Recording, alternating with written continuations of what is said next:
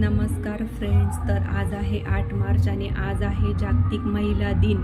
तर जागतिक महिला दिन आपण वर्षातून एकदा साजरा करतो आणि विसरून जातो. स्त्रियांचा आदर आणि सन्मान करण्यासाठी हा एक दिवस पुरेसा आहे का? तर नाही. आपण रोज स्त्रियांचा सन्मान केला पाहिजे, आदर केला पाहिजे.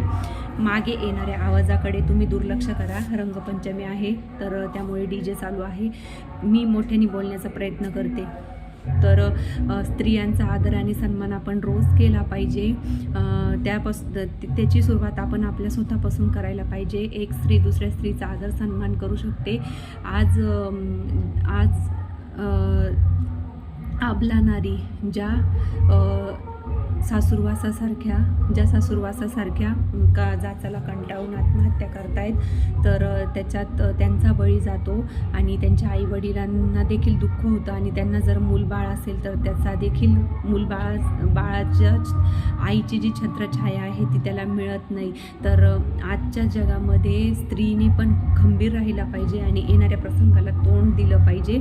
आणि कुठेतरी ह्या ज्या गोष्टी आहेत स्त्री आत्महत्येचं, जसं की मागच्या 6 महिन्यापूर्वी वैष्णवी हगवण्याचं प्रकरण जसं झालं होतं, तर ह्या अशा गोष्टी होऊ नये म्हणून स्त्रीने स्वतः देखील खंबीर राहणं गरजेचं आहे.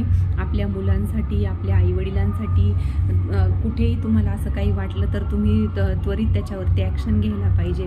तर मग जर आपणच स्त्रियांचा सन्मान केला, आदर केला, तर आपल्याला हा दिवस वेगळा साजरा करण्याची गरज पडणार नाही. रोजच स्त्रीचा आदर केला जाईल, सन्मान केला जाईल. रोजच महिला दिन साजरा केला जाईल, वुमन्स डे साजरा केला जाईल.